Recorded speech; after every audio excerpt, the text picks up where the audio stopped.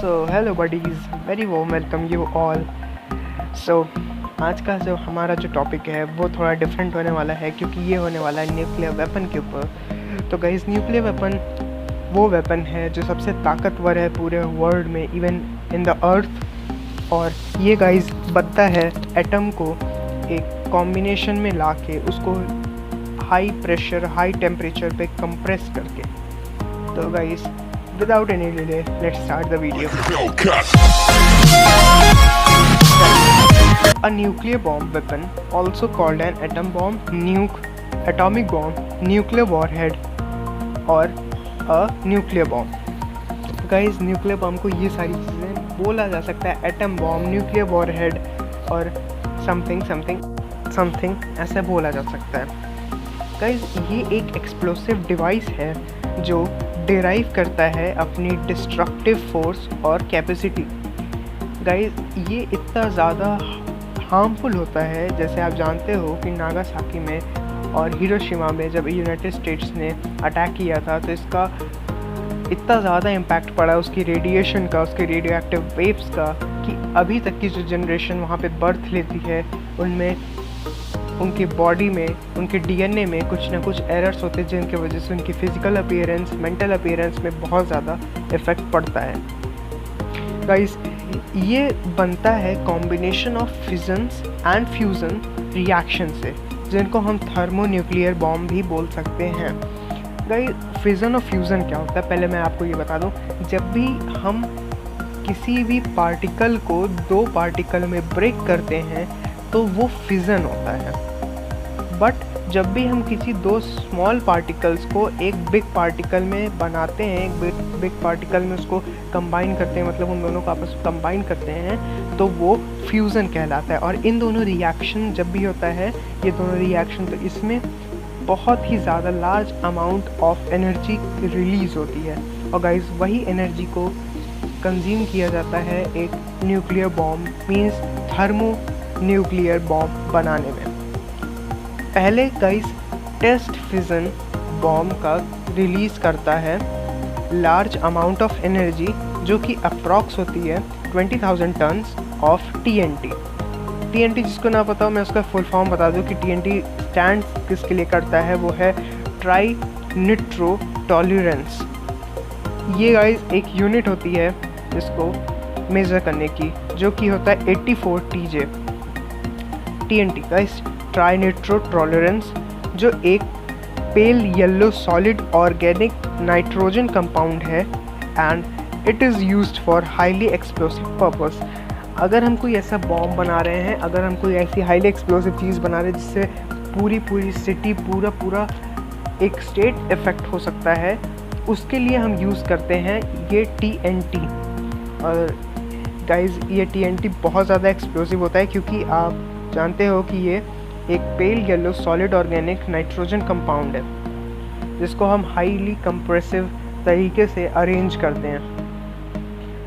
और अगर गाइस हम एनर्जी की बात करें कि कितनी रिलीज़ होती है एक हाइड्रोजन बॉम्ब को बनाने में, मींस थर्मोन्यूक्लियर बॉम्ब जिसको हम हाइड्रोजन बॉम्ब भी कहते हैं, वो होती है approx 10 million tons of TNT। 42 TJ भी हम इसको कह सकते हैं। गाइस, इसका वेट होता है मोर देन 24,000 पॉइंट, जिसको हम कह सकते हैं 1100 kgs जी। अब हम अगर नेक्स्ट पॉइंट की बात करें तो वो है the proliferation of nuclear weapon is force and focus of inter relation policy. जैसा कि गाइस आप जानते हो कि प्रीलिफरेशन क्या होता है। प्रीलिफरेशन होता है कि उसका पर्पस, हम क्यों इसको यूज़ करते हैं, किस लिए यूज़ करते हैं। तो गाइस, प्रीलिफरेशन पॉलिसी एक होती है इंटरनेशनल रिलेशन की, जो कि डिराइव करता है कि हमें न्यूक्लियर वेपन कब और कैसे यूज़ करना है।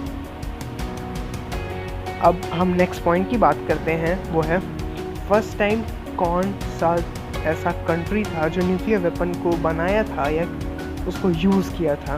तो गाइज़, अगर बनाने की बात करूं तो सबसे पहले जापान ने इसको बना लिया था, बट गाइज़ यूज़ की अगर बात करूं तो यूनाइटेड स्टेट्स ऑफ अमेरिका ने यूज़ किया था सबसे पहले, और आफ्टर दैट जापान ने यूज़ किया था, जो कि वर्ल्ड वॉर सेकेंड में यूज़ हुआ था गाइस। और यूएस वेपन में एक बहुत ही छोटा सा एक टीएनटी पाया जाता है, जिसको टीएनटी पर मेट्रिक टन कहते हैं। वो होता है 600 to 2200 किलो टन्स। ये गाइस सबसे one of the smaller one weapon है जिसको हम यूज़ कर सकते हैं, जो कि एक कॉम्पैक्ट भी होता है और बहुत ज़्यादा डिस्ट्रक्टिव भी होता है। अगर हम गाइस बहुत छोटे, मतलब इससे भी छोटे जो मैंने अभी आपको बताया, उससे भी छोटे की बात करूँ, मीन्स वेरी स्मॉल वेपन, तो वो है guys Davy Crockett. It was a 0.4 to 40 kilotons of TNT पर मेट्रिक टन, जो कि गाइस उससे भी ज़्यादा डिस्ट्रक्टिव है। आप जैसे देख सकते हो कि ये बहुत ज़्यादा छोटा है, बहुत ज़्यादा कॉम्पैक्ट है, बट ये हाईली डिस्ट्रक्टिव है, और इसका कॉम्पैक्ट लगभग एक बड़े बॉम्ब के जितना ही होता है। Guys things required to make a nuclear weapon, ये गाइस बहुत ज़्यादा पॉइंट रहता है लोगों का कि अगर आप न्यूक्लियर बॉम्ब बनाते हो या न्यूक्लियर बॉम्ब बनाने में क्या क्या चीज़ें यूज़ होती हैं, ये हमें पता होना चाहिए। तो गाइस पहले नंबर पे जो यूज़ होता है वो होता है यूरेनियम, जो कि 235, जो कि इसका वेट है। यूरेनियम 235 जो डिनोट होता है HEU से। गाइस जो सेकंड नंबर पे है वो है ओक रिच अलॉय, जो है 25। फिर प्लूटोनियम 239। गाइस ये 3 मेजर सब्सटेंसेस हैं जिनको यूज़ करके एक न्यूक्लियर वेपन या फिर एक न्यूक्लियर ग्रेड का वेपन ग्रेड का फॉर्मेशन होता है। गाइस अब हम बात करते हैं मेकिंग ऑफ न्यूक्लियर वेपन, कैसे बनाया जाता है। ये तो थी कि थिंग्स क्या क्या रिक्वायर्ड होते हैं, अब हम जानेंगे कि कैसे इसको बनाया जाता है। Guys combination of chemical explosive, nuclear fission and fusion, highly pressure से जब कंप्रेस किया जाता है तब फिजन होता है और highly amount of energy release होती है, जो कि एक्सरेज के फॉर्म में रिलीज़ होती है, जिनको वहीं से कंप्रेस करके ले लिया जाता है। फिर जब हम प्रेशर, हाईली प्रेशर से इन सारे जो मैंने अभी आपको सब्सटेंसेस बताए, जो आपको मैंने एलिमेंट्स बताए, जैसे यूरेनियम, ओक रिच एंड प्लूटोनियम, इनको जब हम कंबाइन करते हैं प्रेशर के साथ, तो उसमें एक्सरेज रेज भी यूज़ होती हैं उनके रेडियो एक्टिव कैपेसिटी को और बढ़ाने के लिए। अब गाइस एक पॉइंट ये भी आता है कि हम में से कुछ को ये भी नहीं पता होगा कि न्यूक्लियर वेपन से भी ज़्यादा स्ट्रॉन्गेस्ट एक वेपन है इन द अर्थ। तो गाइस देखिए, मोस्ट डिस्ट्रक्टिव और स्ट्रॉन्गेस्ट, ये भी गाइस बहुत इंपॉर्टेंट चीज़ है कि मोस्ट डिस्ट्रक्टिव और strongest bomb in the earth is सा बॉम्बा। गाइस इसकी स्पेलिंग है TSARBOMBA, जिसको हम बोलते हैं सार बॉम्बा। गाइस ये one of the most destructive and strongest bomb है इन द अर्थ। इससे ज़्यादा डिस्ट्रक्टिव और स्ट्रॉन्गेस्ट बॉम्ब आज तक नहीं बना है। गाइस एक चीज़ और पॉइंट में आता है कि why is making of nuclear bomb is so tough.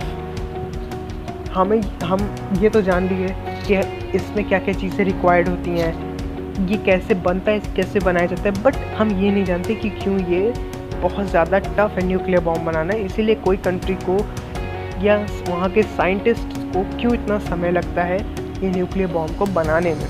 तो गाइस आइए देखते हैं क्यों। Guys because to arrange weapon grade uranium और आइसोटोप्स U-235। गाइस आइसोटोप्स आपको पता होगा, अगर आप PCM यानी फिजिक्स केमिस्ट्री मैथ्स के स्टूडेंट हो तो आपको ये पता होगा कि आइसोटोप्स क्या होते हैं। तो मैं एक बार बता दूं, आइसोटोप्स वो होते हैं गाइस जिनका एटॉमिक नंबर जो होता है वो सेम रहता है, बट एटॉमिक मासेस जो होते हैं वो डिफरेंट रहते हैं।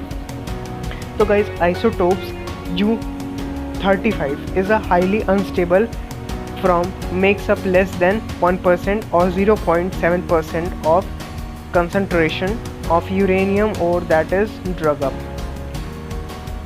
अब गाइस यूरेनियम को पाना ही बहुत ज़्यादा मुश्किल काम है, क्योंकि गाइस इसके जो ओर्स होते हैं इसके, यानी जो इसके मेटल ओर्स होते हैं यूरेनियम के, वो या तो 1% नेचर में पाए जाते हैं या फिर 0.7%। तो इसकी कंसंट्रेशन कम होने की वजह से न्यूक्लियर बॉम्ब बनाने में बहुत ज़्यादा इफ़ेक्ट पड़ता है और बहुत ज़्यादा टाइम टेकन है और टफ भी है। तो गाइस आई होप ये वीडियो से आपको पता चला होगा कि एक न्यूक्लियर वेपन या एक वेपन ग्रेड का कैसे फॉर्मेशन होता है और ये कैसे बनते हैं।